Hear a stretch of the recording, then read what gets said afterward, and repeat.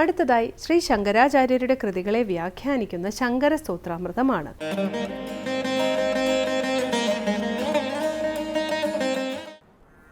ഓം ഗുരുർബ്രഹ്മാ ഗുരുർവിഷ്ണു ഗുരുർദേവോ മഹേശ്വരഃ ഗുരു സാക്ഷാത് പരം ബ്രഹ്മ തസ്മൈ ശ്രീ ഗുരവേ നമഃ. ഓം സദാശിവസമാരംഭാം ശങ്കരാചാര്യമധ്യമാം അസ്മദാചാര്യപര്യന്താം വന്ദേ ഗുരുപരമ്പരാം. ശ്രീ ശങ്കരകൃതികളിൽ ശിവാപരാധ ക്ഷമാപണ സ്തോത്രത്തിൽ 9ാമത്തെ ശ്ലോകമാണ് നമ്മൾ ശ്രദ്ധിക്കുന്നത്. ജീവിതത്തിൽ കഴിഞ്ഞുപോയ ഓരോ ദശയിലും കർത്തവ്യം അഥവാ ശിവോപാസന ചെയ്തില്ലല്ലോ എന്നതിനെ അപരാധമായി കണക്കാക്കി ക്ഷമായാചന ചെയ്യുകയാണ്. ശൈശവം, ബാല്യം, കൗമാരം, യൗവനം, വാർദ്ധക്യം എന്നീ അവസ്ഥകളെ ഓർമ്മിച്ചു. തുടർന്ന് യഥാസമയം സന്യാസത്തിലൂടെ ജീവിതത്തെ കൃതാർത്ഥമാക്കിയില്ലല്ലോ എന്ന വ്യഥയാണ്. നഗ്നോ നിസ്സംഗശുദ്ധ ത്രിഗുണവിരഹിതോ ധ്വസ്തമോഹാന്ധകാരോ നാസാഗ്രന്യസ്തദൃഷ്ടിർവിദിത ഭവഗുണോ നൈവ ദൃഷ്ട കദാചിത്. നഗ്നനും നിസ്സംഗശുദ്ധനും ത്രിഗുണവിരഹിതനും ധ്വസ്തമോഹാന്ധകാരനുമായി, ഇതിൻ്റെയൊക്കെ അർത്ഥങ്ങൾ നമ്മൾ കഴിഞ്ഞ പ്രാവശ്യം വിശദമായി ചിന്തിച്ചു. നാസാഗ്രന്യസ്തദൃഷ്ടിയായി. നാസാഗ്രന്യസ്തദൃഷ്ടി എന്ന് പറഞ്ഞാൽ നാസാഗ്രത്തിൽ, നാസികയുടെ മൂക്കിൻ്റെ അഗ്രത്തിൽ ന്യസിക്കപ്പെട്ട, സമർപ്പിക്കപ്പെട്ട ദൃഷ്ടിയോടൊത്തവനായി. അങ്ങുമിങ്ങും പരക്കം പായുന്ന ഇന്ദ്രിയങ്ങളെ മുഴുവൻ ക്രമികമായി അടക്കി വിചാരത്തിലൂടെ, ഉപാസനകളിലൂടെ, ക്രമികമായി ആസന പ്രാണായാമാദികളിലൂടെയൊക്കെ ധാരണ എന്ന അവസ്ഥയിലേക്ക് എത്തുന്ന, അഥവാ ധാരണയിൽ പ്രതിഷ്ഠിതനാകുന്ന ഒരു സ്ഥിതിയെയാണ് ഇവിടെ സൂചിപ്പിച്ചത്.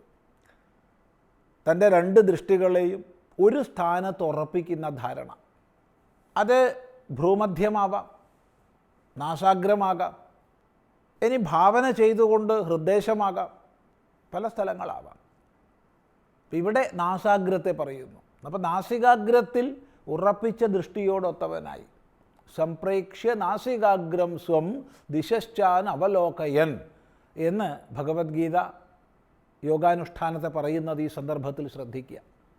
അപ്പോൾ തീർത്തും തൻ്റെ ദൃഷ്ടികളെ മുഴുവൻ നാസികയുടെ അഗ്രത്തിലേക്ക് ഉറപ്പിച്ച് ധാരണയിൽ നിഷ്ഠ നേടിയവനായി ഞാൻ തീർന്നില്ലല്ലോ. പിന്നെയോ വിദിത ഭവഗുണോ, വിദിതമായ ഭവഗുണത്തോടൊത്തവൻ. ഭവഗുണം ഭവൻ്റെ ഗുണം, ഭവൻ പരമേശ്വരൻ. അപ്പം നാസാഗ്രത്തിൽ ഉറച്ച ദൃഷ്ടിയോടൊത്ത് സർവ്വദ്വന്ദ്വങ്ങളെയും അതിക്രമിച്ച് ഭവൻ്റെ, പരമേശ്വരൻ്റെ ഗുണങ്ങളെ, മഹിമകളെ പൂർണ്ണമായി അറിയുന്നവനായി ഞാൻ തീർന്നില്ലല്ലോ.